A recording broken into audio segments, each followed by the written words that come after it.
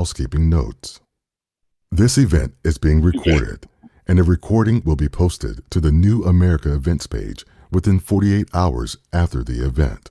Attendees will be in listen-only mode, and you will not be able to be seen or heard by your fellow attendees or panelists. Therefore, we encourage you to share your comments and questions in the Slido box located to the right of the video. Closed captioning is available by hovering over the video and clicking CC at the bottom of the video. If you encounter any issues during the event, please contact events@newamerica.org. Thank you for joining us. We will begin momentarily.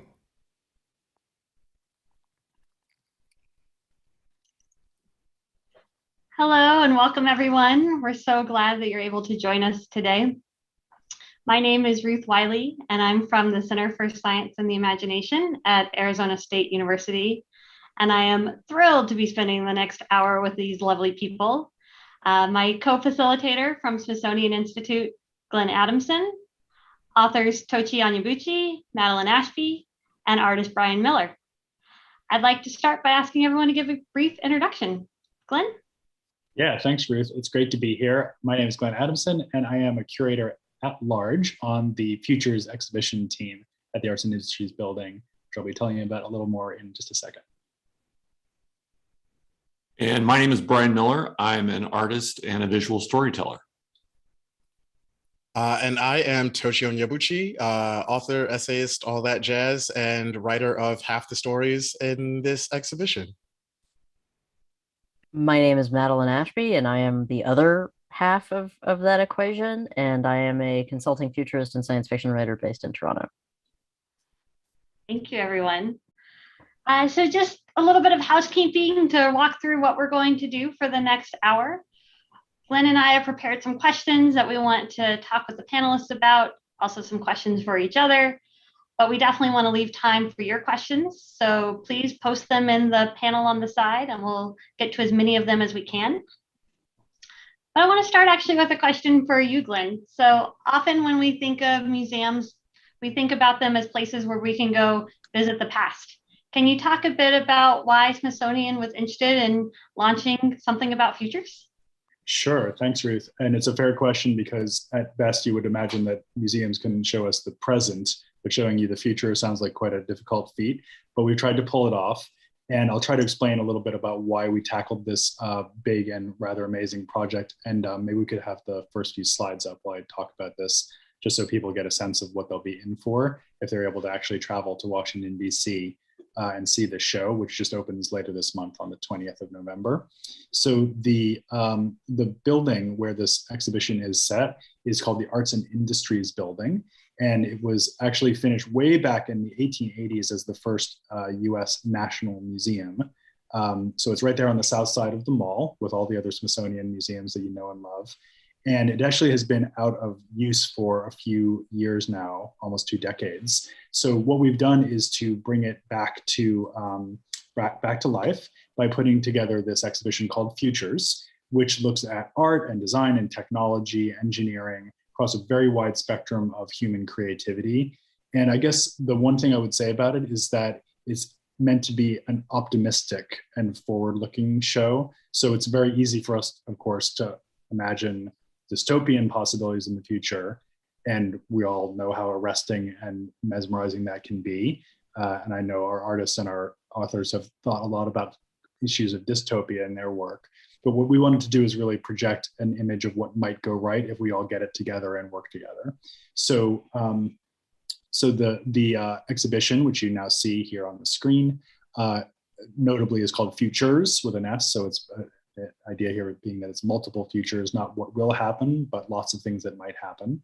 And if you just go through the next couple of slides, the idea is to really re-inhabit this building with extraordinary cutting edge art like this piece, which is called Me and You by Suchi Reddy, an amazing interactive digital sculpture. Or next slide, you have everything from the Project Loon balloon, which you see there on the left-hand side of this slide, which was actually sent over parts of Africa to beam Wi-Fi signals down to remote communities. Next slide here in another of our halls and another interactive sculpture, which is by an artist called Emmanuel Golub. It's called Do Nothing with AI. And it's actually a robot that responds to you almost like it's dancing with you. And it's programmed in such a way as to try to get you to just relax and chill and calm down. So the idea, do nothing with AI instead of AI that distracts you and gets you hyper excited, it tries to actually, promote mental health. Next slide, and I think this is my last slide. This is our West Hall, which is all about confronting climate change and other logistical and really existential problems that confront us at the moment. And so it has objects in it like the Mineral Rover, which is an AI-powered robot that actually goes up and down rows of crops, analyzing each plant and determining what it needs. So it's a really good example of how we work together smarter, then maybe we won't have to work as hard, and yet we'll actually be able to contend with these issues that are facing us. So within that big project, what we thought was really we should turn the camera on ourselves, and we should think about the Smithsonian and what the Smithsonian might be doing, let's say in 50 years. So we looked at the year 2071, and we reached out to research teams all across the institution. I'm not sure if folks watching are aware of this, but the Smithsonian is just as important as a collection of research centers as it is as a collection of museums. And again, working in all sorts of different areas, from astronomy to history to biology, you name it. And so we chose 8 research teams from across the institution. And then we brought them together for these workshops, which Ruth and her colleagues at the center designed for us. And then, of course, Brian and Tochi and Madeline were also in attendance at those workshops. And then we made these incredible posters and short stories. So Ruth, I thought it might be a good idea for you to describe a little more about that process and what it involved. Thanks, Glenn. Yeah, we were thrilled when we got the initial emails and initial phone calls from the Smithsonian to start to think about what these futures might look like. Mostly because it so strongly aligns with our mission at the center, which is to ignite the collective imagination for a better future. And what I was going back through my notes in preparation for this panel and realized that we began talking back in 2019. So of course, this was way pre-pandemic. We had envisioned a very different set of workshops. At the time, we thought that a team from Arizona State University would fly out to DC for maybe a week or 2 in the summer and convene different Smithsonian units to engage in this collaborative world building and creativity exercises. Of course, back then we couldn't imagine that we'd be living in a world where travel and in-person meetings weren't possible. But in fact, it actually in some ways worked to our advantage. So the original version of this had us working with the Smithsonian units that were DC based. But as Glenn mentioned, there are Smithsonian researchers, collaborators across the world. And so because we did these through online workshops, we were able to bring in participants from Europe, from around the country. And I was particularly excited when we got to work with the Smithsonian Tropical Research Institute that's based in Panama. As Glenn mentioned, in total, we worked with 8 different units, number of researchers, curators, and their collaborators. I think about 27 people altogether coming together for these workshops. And each one was about 3 hours. It focused on a specific Smithsonian unit, and there was representatives from ASU, there was representatives from the Futures curatorial team. Brian Miller attended all 8 of them. And as mentioned before, Madeline and Tochi split them and each attended 4. And throughout the workshop, not only did we learn about the research being done by the Smithsonian teams and the amazing work being done in the museums, but at the heart of this workshop was a collaborative world building exercise that we call Futures by Choice and Futures by Chance. This is a timeline activity, and it's depicted in the photos behind me. And it's a place where we imagine both positive and negative future events and discuss how the Smithsonian research might impact these events and how it might be impacted by possible future events. But perhaps more importantly, these timeline activities serve as a collaborative world building activity so the teams can start to tell positive stories about the future. And I also give an avenue to reflect on these possible futures, who might be benefiting, who might be disadvantaged, And thinking about issues around equity and justice is really important when we think about imagining our futures. And just a note, it's important to say that we are showing these images very small because it's not about predicting the futures. We didn't create timelines that we said this is definitely what's going to happen. But again, it was really about doing a collaborative storytelling process and using this as an avenue to think together, to create together, and to tell stories together. And after the workshops, then the work didn't stop. In fact, for the team here, it's where the work really picked up. And so Madeline and Tochi wrote short science fiction stories that were inspired by these conversations and the collective world building that we did. And Brian created the amazing posters that you'll see on your screen next.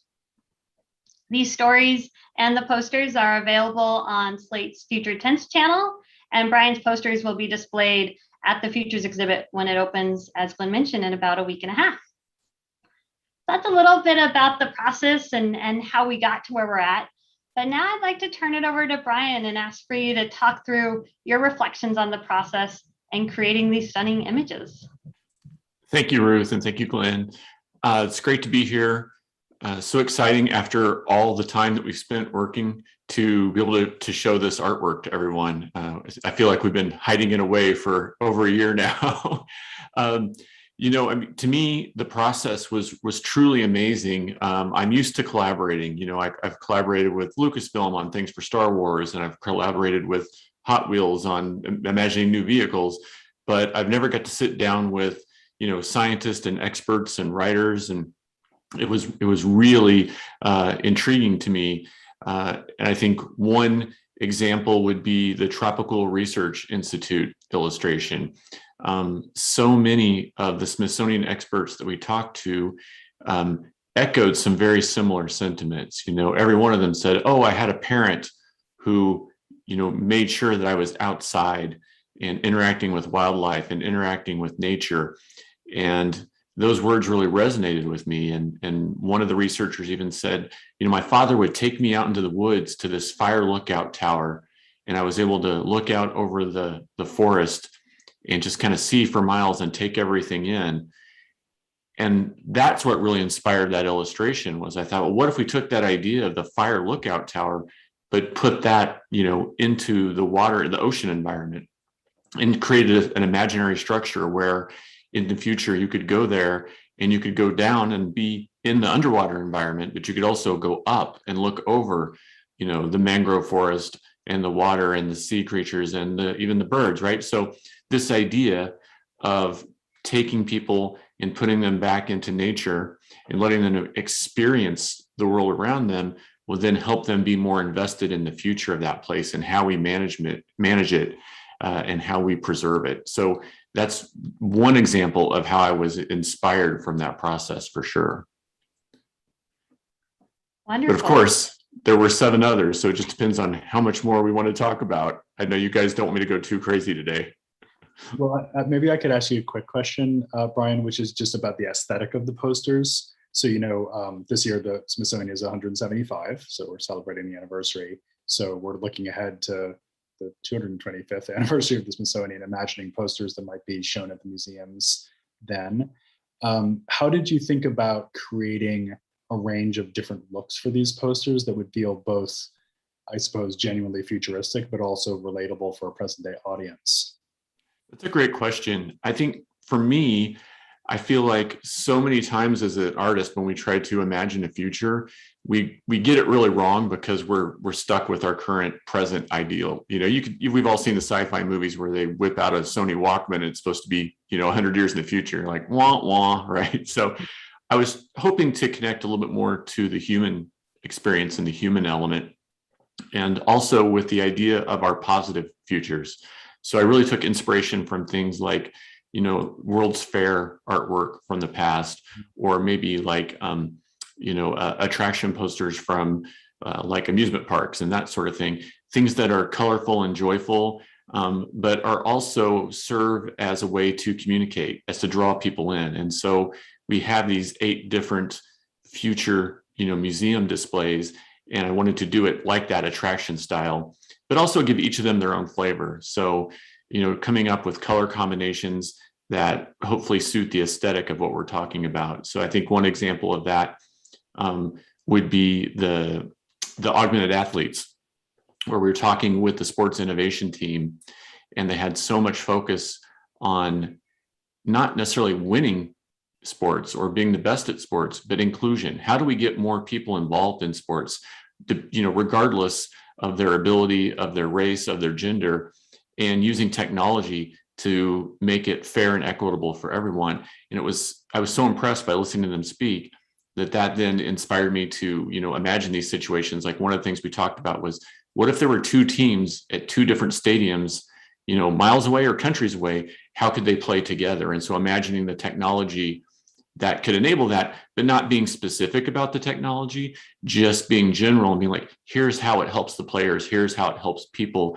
And hopefully that gives a little bit more of a hopeful representation than maybe like a cold, here's a device that we've imagined, and that, what fun is that? We want to see how it helps people. Yeah. And it might just be worth saying, as we now turn to our short story writers, that a lot of these posters were based on a kind of really compelling what if question that would come out of the workshop. So what if we could use mosquitoes as data collectors to track the passage of disease as well as spreading disease? What if kids could vote? What would that mean? What if the National Air and Space Museum actually started a space annex, and you could go up and visit that? So that's a kind of common link between the posters and the short stories. But I'd love to hear from our writers now. Maybe we could turn first to Tochi and just hear a little bit about your perspective and how you approach this through the medium of fiction. Yeah, no, it was such an edifying process, both like intellectually, but also spiritually.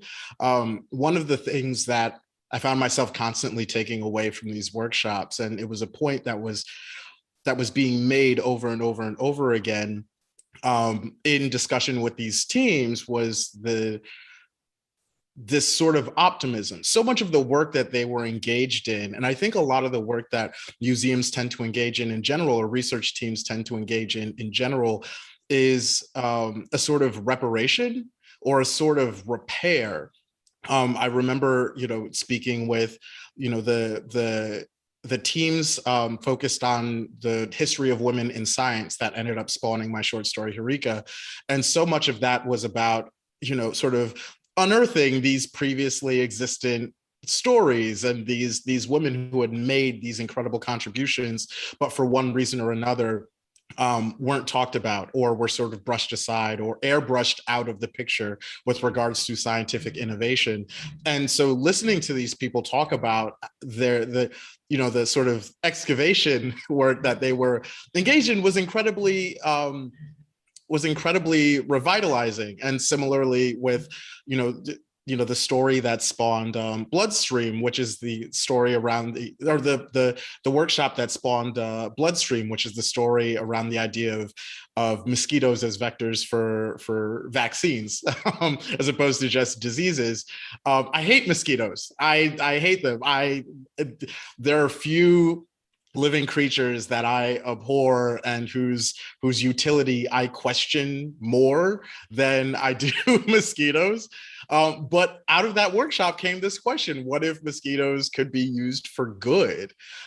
Because there are so many of them. And that's not something that I think would have occurred to me, on my own. I'm very good at doom and gloom. I'm very good at heartbreak, all of that stuff. I can do that very, very, very well in my fiction. But one of the ways in which the workshops and this process in general challenged me was in envisioning an optimistic future. And that isn't to say utopia per se, but it is to say these things that I was witnessing, these dynamics that I was witnessing in these workshops of these people fighting the good fight over and over and over again, that doesn't go away in our future. So how do we replicate that? How do we dramatize that in these sort of future imaginings?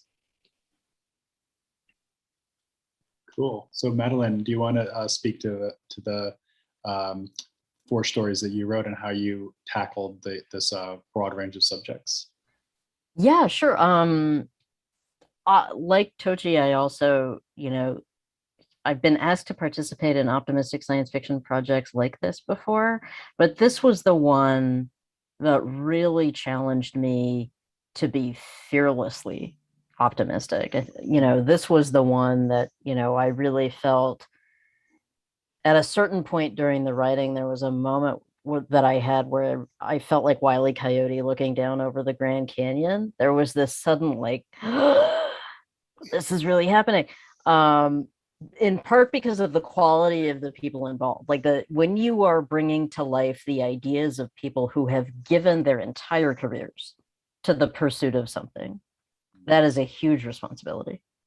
And it's a huge responsibility to know that your stories are going to be read by people who are wildly different from you, from different generations from yours, old and young.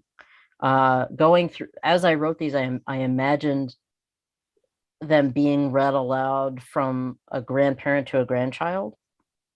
Because I thought about who goes to museums and who experiences museums together in a group as a community, and who moves in those spaces, and then who also in theory accesses remotely, as we are all doing today. So there was this huge sense of responsibility in a way that I really hadn't felt it so keenly before, or I hadn't been able to imagine it so in such a granular way before. The thing about, and we've I think talked about this before, is that the thing about dystopia is that I've come to feel about them is that they are very easy because they become the same jackboot different day. It's about authoritarianism, fascism, evil look the same no matter where they are. They do the same things. They perform the same functions. They might wear a different uniform. The jackboot might be a MIDI boot. I don't know. But they look the same everywhere because they do the same thing.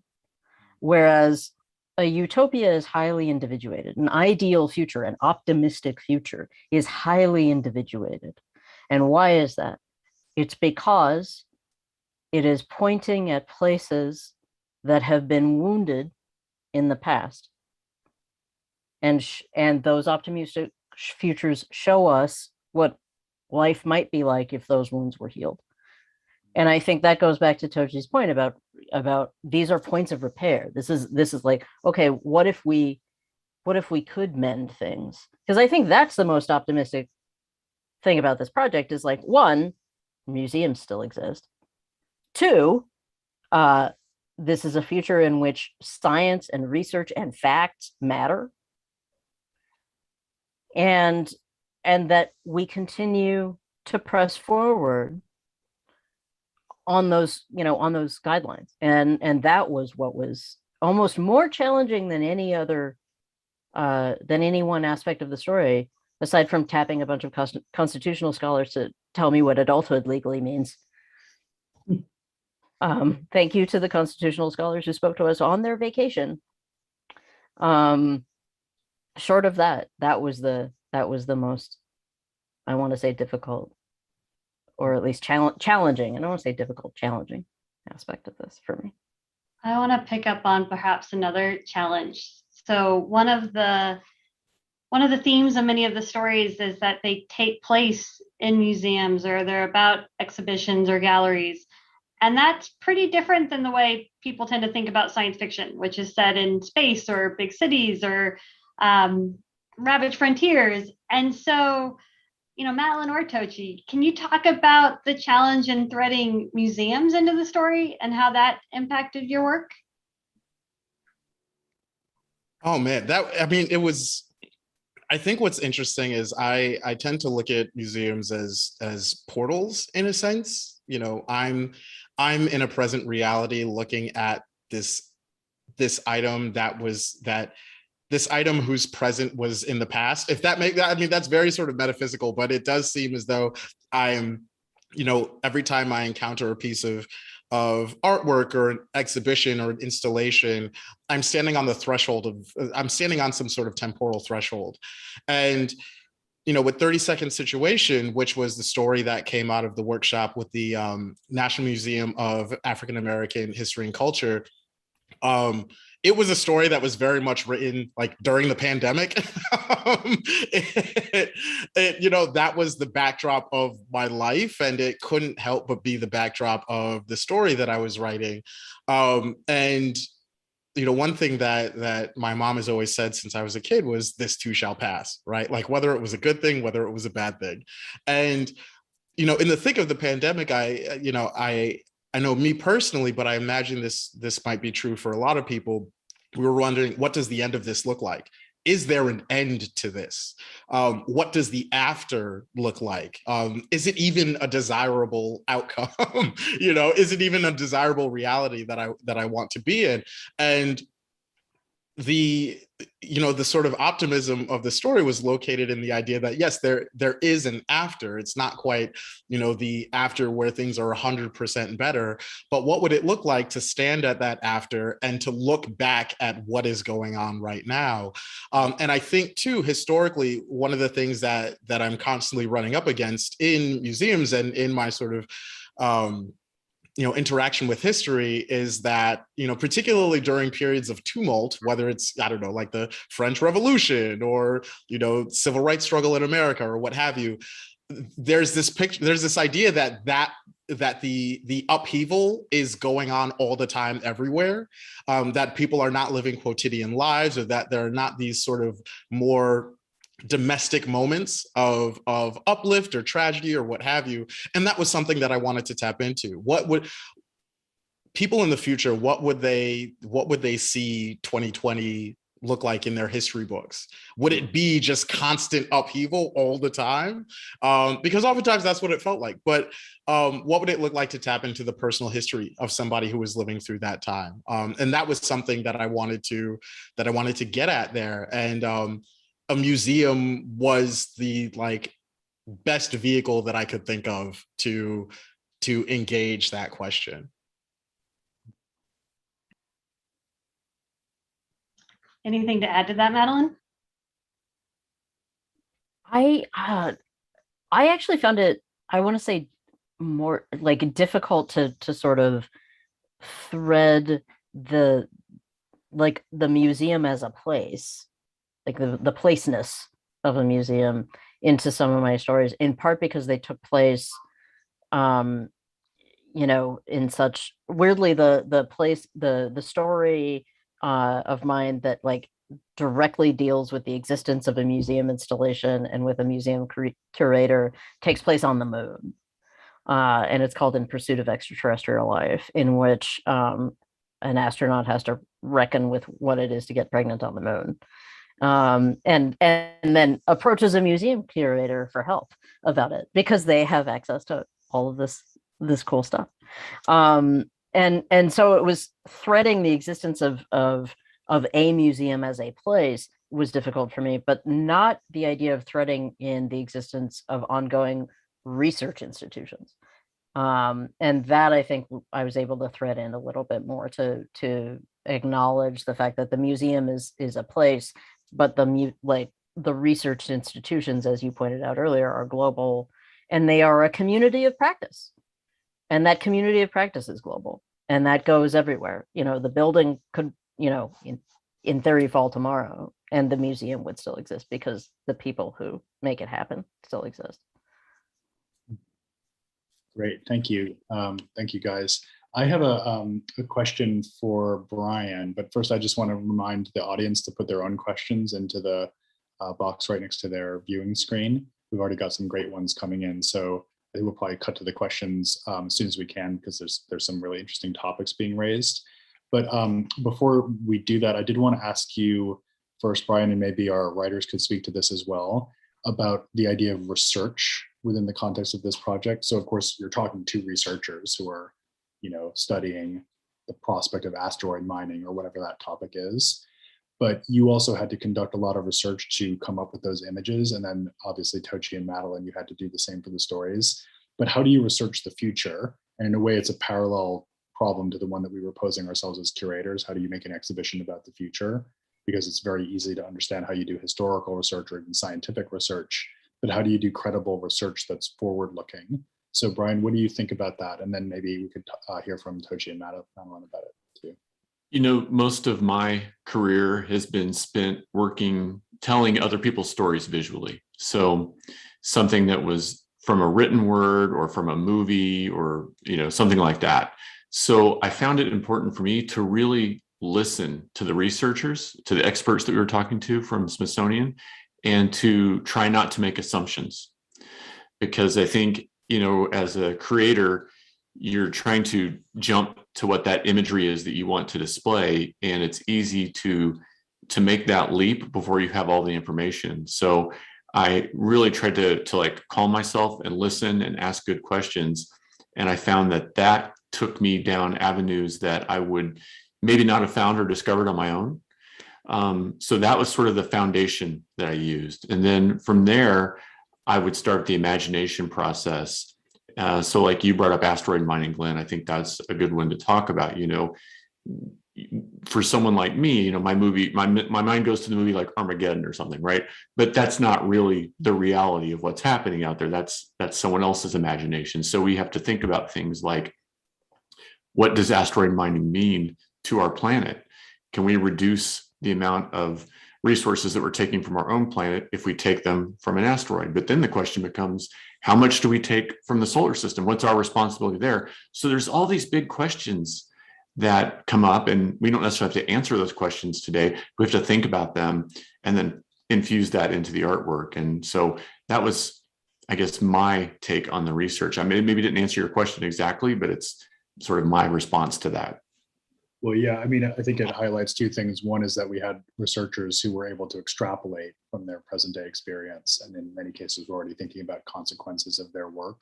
And then also, as you said, and this is really true throughout the show, in a lot of ways, thinking about the future is a matter of sharpening your questioning rather than coming up with a definitive answer. It's more about field of view and focusing attention in the right place. And I think particularly a visual artwork like the ones that you generated for us is a great tool for doing that. Tochi, do you want to say a little bit about the research process you underwent for the 4 stories you created? I learned so freaking much. Like there's something incredibly thrilling about being in a room in a Zoom with people who are so, like, with experts, with people who just know so much and are so brilliant. And it's not just that they know so much in their particular field, but their capacity for critical thinking and question asking. Glenn, I know that's something that you brought up earlier, is just so galaxy brain that, like, oftentimes it felt like I was just like staring at the sun. Like, I wrote 4 stories based off of these workshops. I easily could have written 40, like easily, based on the ideas that came out of this. I mean, I find with regards to writing about futures, I just had to look at what people were doing now. And I think because so much of the work that we talked about was future oriented, and part of this goes back to the idea of repair. What would it look like? What does mission accomplished look like? Or what does it mean what would it look like to get closer to mission accomplished? That, I think, was the animating question in a lot of these things, particularly with a story like Harika. Like, what would it look like to visually display these sort of unearthed, contributions of all the women who came before? And how would that, like, so the story is basically about like this, visual blockchain display of like the history of women's contributions in science, but it's also about, the contributions that led specifically to the fact that there can be this visual blockchain display. That's like, that is a genre of mission accomplished. That's a future that I think is very much embedded in the efforts of what people are about or after today. And I think in that way, if I zeroed in on that, and try to think about the specific questions that these researchers were asking or the specific goals that they were sort of hunting after, then it almost felt like, marrying that to the optimism vector, the future was already written in a sense, at least in terms of the story. So yeah, no, it was a really fun and interesting and illuminating process. Yeah, that's one of the reasons it was such a thrill to work with you all, because you have this skill of interweaving different thematic strands into the story. So you might be confronted with a request to write a story about women in science, but then you take the research into blockchain and twist them together, and then you have the DNA of a story, right?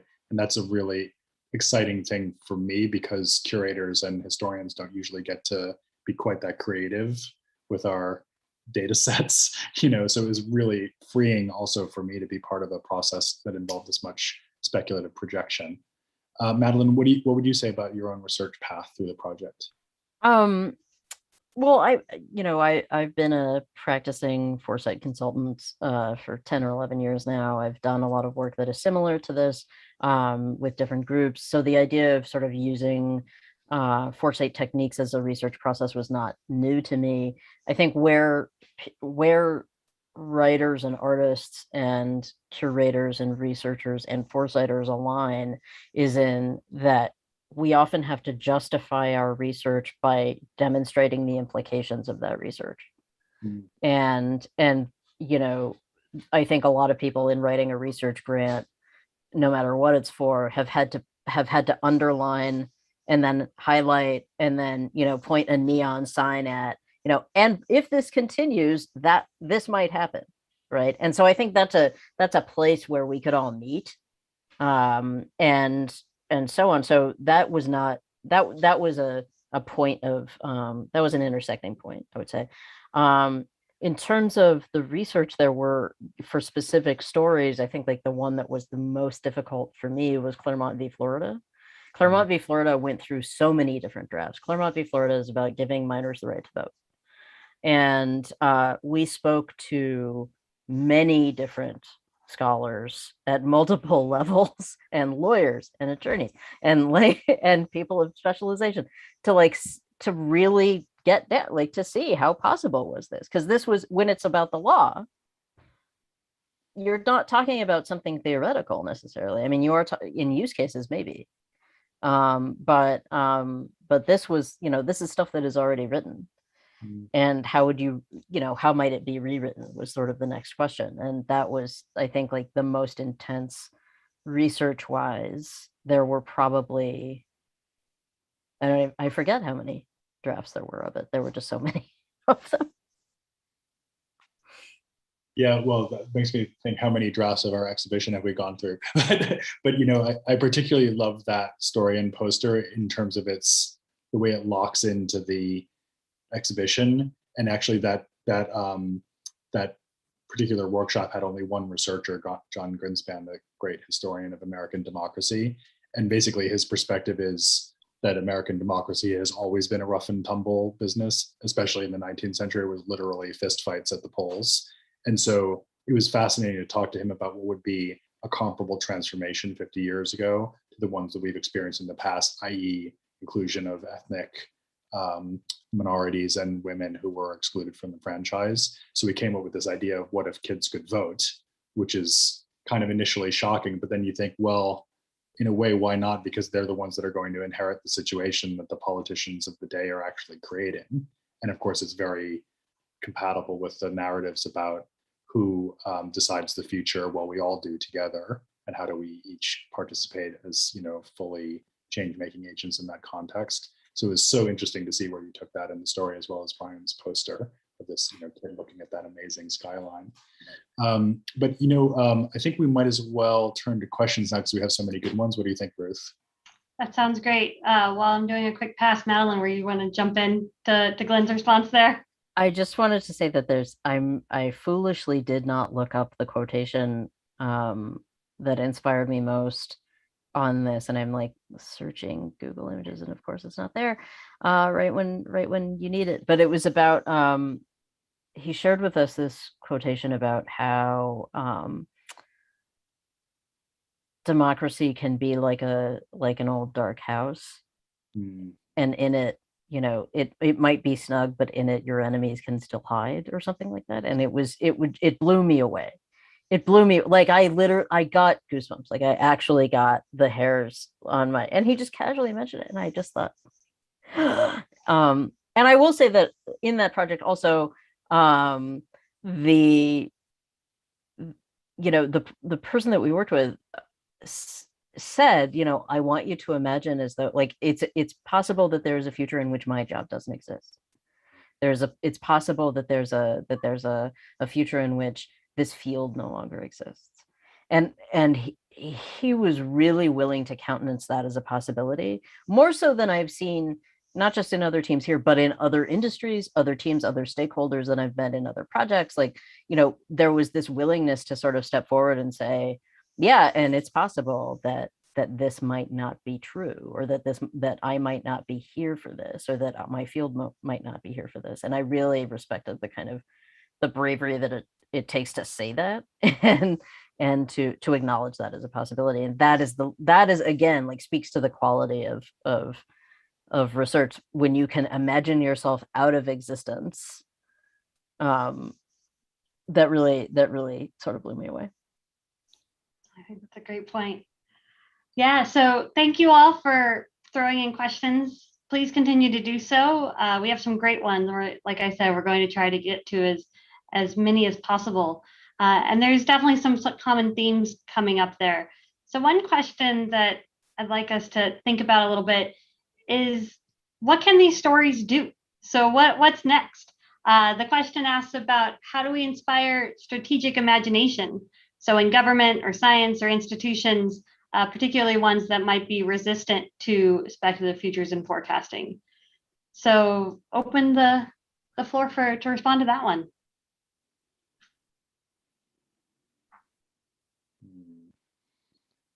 That sounds like a good one for Madeline, because you've been doing the forecast work yourself. So you've kind of been at that in the front lines on that one and tried to persuade people of the viability of that kind of work.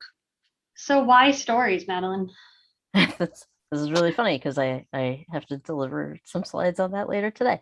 I think that there are a bunch of different reasons why stories. One is that it's the birthright of humanity. It is a thing that our species has done from its inception.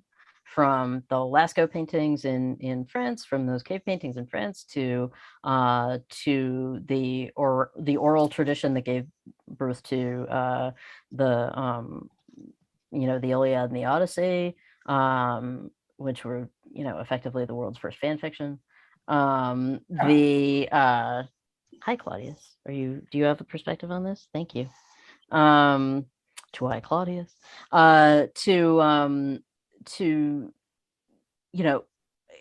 storytelling is a way that we make sense of reality and of what might happen. If you look at downloads of Contagion, the movie Contagion, Steven Spielberg's movie Contagion, and you map the illegal downloads of the movie Contagion against the progress of the pandemic, they rise together. Now, why might that be? Because people needed a vision, a story, a narrative that would speak to the complexity of their lived experience and might offer visions of what might occur. Now, is that an answer? Is that what's going to happen? No, not necessarily.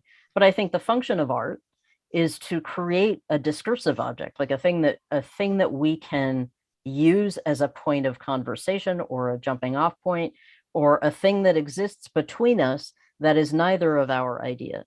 When I write foresight scenarios, or when I sort of when I deepen science, what Brian David Johnson calls science fiction prototypes, for my clients, like, one of the things that I emphasize is, like, look, one of the strengths of this and the strengths of all storytelling is that it is not necessarily about, this isn't Bob in accounting's idea. This isn't his idea or her idea or what have you. This is an idea. And it can exist between you as this point of either agreement or disagreement without you attacking another person. Now, that isn't to say that storytelling and narrative drive and narrativizing can't be destructive. There's tons of destructive potential there. And in fact, that if that were not the case, storytelling wouldn't have this power. Like, we wouldn't all be here if there weren't that power, right? And so I think that there's so many reasons to tackle it this way, but the first, I think, is that it's a thing that we all naturally do. It's a thing that we all naturally do. It's like I often liken what I do in this type of work to putting a human being in a scale model. Concept art, for as awesome as Brian's posters are, is that like they're one image, whereas a scale model will show you sort of the lie of the land and also how a human being fits inside of it. And I think that that's what stories do, is they create depth and they plunge you in and show you the scale of those implications and how they impact people. Yeah, it's an amazing toolkit to think with, of course, and people have been doing it since, people were putting up altarpieces of the Last Judgment in medieval cathedrals, and it doesn't seem like it's likely to stop. So just doing it our way. We got a question here, which is a super important one, which we've mentioned briefly, but haven't really tackled directly, which is about the topic of climate change. And I have to say, there's one thing that people come to us most often when they hear we're doing a show about the future and ask us, how did you handle that? That's definitely it. And of course, for good reason, it's on everyone's mind, because it's going to dictate so much about what the future might be like in every other respect. So maybe Tochi and Brian, you could talk a little bit about how you handled the topic of climate change and the parts of the project that you were involved with. Tochi, do you want to start us off? Certainly. I mean, I think the biggest and first aspect of it was to have it present, or to have some consequence of climate change present. It almost felt irresponsible to like leave it out, or to not even have it in the background of my mind as I'm conceiving these stories, because it's very it's like gravity at this point. It's like a thermodynamic principle. It's just a matter of thinking about the ways in which our behavior, our viability, our habits are going to be affected by it. And I often think about the disparate impacts, say, for instance, in the Sahel or parts of sub-Saharan Africa versus a lot of the developed West. A lot of the worst of climate change right now is already happening at the bottom of the Sahara. A lot of the worst of climate change is already happening in parts of India. A lot of the worst of climate change is already happening in parts of the global South that, just aren't necessarily talked about as much as perhaps they should be in a lot of Western media. And so that's something that is always in my mind. And that isn't to say that there's no sort of institutional response to it. I think in the story Bloodstream, there are these devices that spray these insecticides that can, eliminate disease-carrying mosquitoes, but they are malfunctioning because of governmental ineptitude.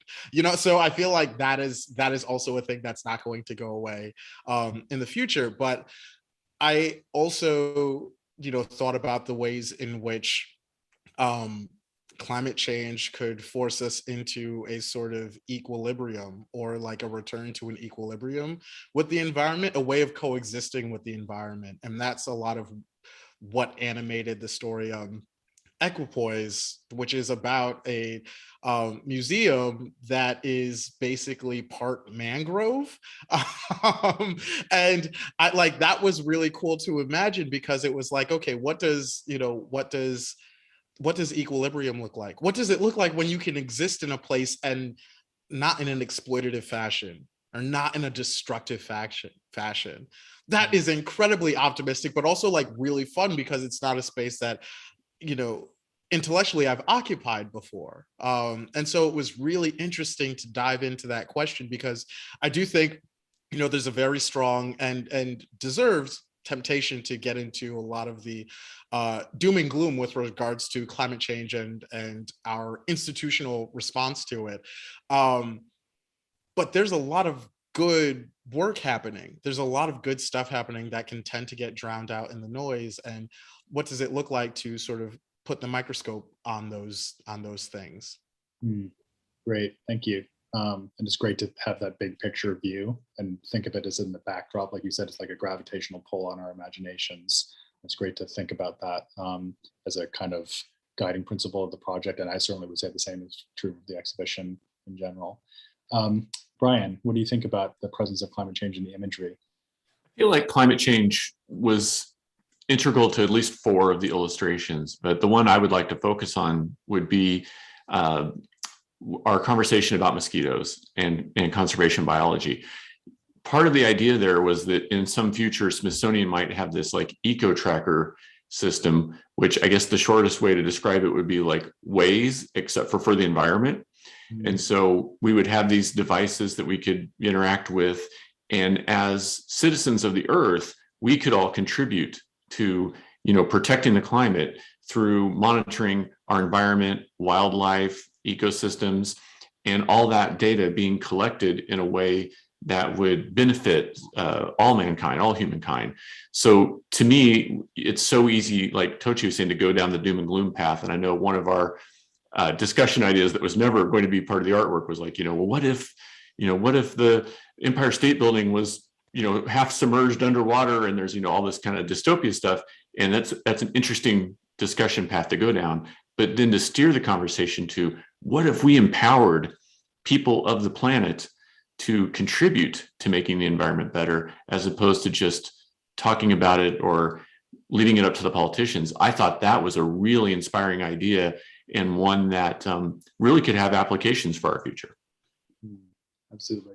There's a kind of almost an Easter egg level thing where the Tropical Research Institute is now the Tropical Research Institute North, and it's in Cape May, New Jersey. So that's a nice little subtle, it's not the Empire State Building underwater, but it's sort of in that direction. But yeah, it's definitely was great to acknowledge not just the perilous reality of climate change, but also some really kind of leading edge thinking that's actually addressing the problem. And that's, again, something people will see through the exhibition. Ruth, what do you think? One last question, maybe? Yeah, I think we'll hit on a last one. Again, thank you to all the audience questions. Those were wonderful. And I want to end with a bit of a reflection question. Madeline, would you start us off of discussing how has your work in collaboration on this project impacted you in the work that you're doing now? I found it really healing to do. I found it incredibly healing to do, like in a way that I couldn't see until it was finished. What I noticed after having done these was that I was suddenly just capable of more writing. And I was having more and better ideas than I'd had before. And I think it was because I'd been pushed, out of a comfort zone, and into other people's research, and really had seen sort of people really considering the ramifications of their research in a different way on the ground, day to day. And I found it an incredible responsibility. It was, I think, like that's the thing that sort of I found most inspiring and most challenging at the same time, was that responsibility. And that I mentioned before. And that was what really kind of gave me this sense of like, okay, yeah, now, we're in the big leagues now. Like it was sort of like, oh, okay, this is professional sports. All others get off the field kind of feeling. I don't know. But it really, I found it, in very challenging, but also at a time, as Tochi was saying before, that when it was very hard to imagine a future at all. I really could hold to this and hold to the optimism, if not in myself, of the people I was working with and the people I was hearing from, who had such a perspective on history. I was trained as an historian before I was trained as a futurist, and it really also kind of took me back to my roots in that way. And so yeah, I found it like very restorative. It's wonderful. Yeah, it definitely echoes some of the feelings of just the generosity of people's times and ideas that were shared with us throughout all of the workshops. I found incredibly rejuvenating, not only for this work, but the other projects that we're working on. Brian, how about you? How is participating on this impacted the work that you're doing? Well, for me, as someone who works with Hollywood studios and different publishing companies, I'm used to dealing with fantasy, science fiction. So to work with these experts and scientists really opened my eyes. I always joke that I'm a visual storyteller because I don't consider myself to be the best speaker or the best writer. But when interacting with these scientists and experts, I realized that they need a champion to show visual representations of what they're thinking and what they're dreaming up.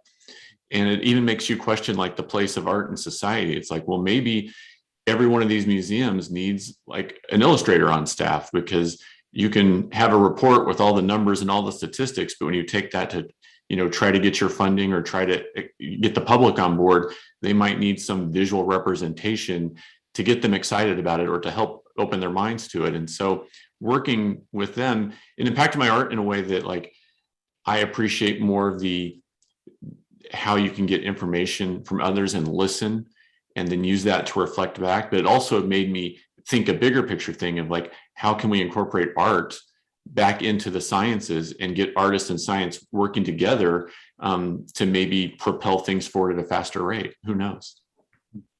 Yeah, thank you. Yeah, I think there's real power in bringing people together, and some of that's been realized in the work that we've all done. Tochi, how about you? How has this project influenced the work that you're doing now? I don't know, I came out of this just feeling better, like emotionally. Like, while I was working on these stories, I was also working on my next book, Goliath, which is a climate change book. It's a post-climate event novel. And I had to go to some very sort of dark places to, say what I wanted to say with that book. And these stories were so much of a spiritual, like, curative, and also told me that I was capable of doing this sort of thing. I was capable of, like, there was a moment during, I think, the workshop with the Tropical Research Institute where one of the scientists was talking about her relationship with mangroves. And when she was a kid, at night, the mangroves, which are normally these like smelly, like super disgusting type of places, they'd be sort of covered in these little crabs that you couldn't really see during the day, but you could see at night because they would glow. And that was just, hearing that was the most beautiful thing that I'd heard in a very, very, very long time. And so I feel like this story opened me up to being more perceptive with regards to moments of beauty and sense of wonder, in a way that I'd been sort of closed off to for like a while. And so I think now that's starting to make its way into my work. This is a marvelous world that we occupy, an incredibly marvelous world that we occupy. And I'm so grateful to this project for letting me participate in it, and allowing me to remember that truth. Thank you so much. Yes, and it is my hope and our hope that that sense of wonder and the curiosity and hopefulness is what the people reading your stories and seeing your art will be able to experience for themselves as well. Glenn, do you want to share with everyone about where they can find the stories and see the art? Yes, absolutely. So first of all, if you want to come see the actual show, go to Washington, D.C. And the museum, the Arts and Industries building, is right next to the Hirshhorn. They're on the south side of the mall. If you are further away than that, or if you are in DC and just want to check out the virtual offerings, of which there are many, I saw we had some questions about getting involved, educational programs, just go to our website, which you can probably find most easily, to be honest, by just putting Futures Smithsonian into a search engine, but it is aib.si.edu/futures. Anyway, Futures Smithsonian in a search engine, and it'll take you to the website, and we have social media, of course, up and running. The show opens on November 20th, and it runs through July of next year, so you got a lot of time to see it as well. And yes, we've been focusing in this conversation about these short stories and posters, which are amazing, but boy, is there a lot else to see. There's a flying car, literally. There's a supersonic maglev train. There is artworks of every description on the outside and inside of the building. It's an absolutely extraordinary experience that people are going to have. And Ruth, maybe do you want to give people the actual instructions for reading the stories, because that's important, and say a quick goodbye? Great, yes.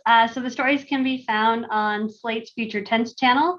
All 8 are now been posted, so we invite you to go check those out. They are amazing. And as we wrap up, just a big thank you to Slate and Future Tense, as well as Smithsonian, all of our panelists today, and also all of the wonderful Smithsonian curators and researchers and collaborators that made all of this work possible. So thank you so much for joining us, and enjoy the stories and art.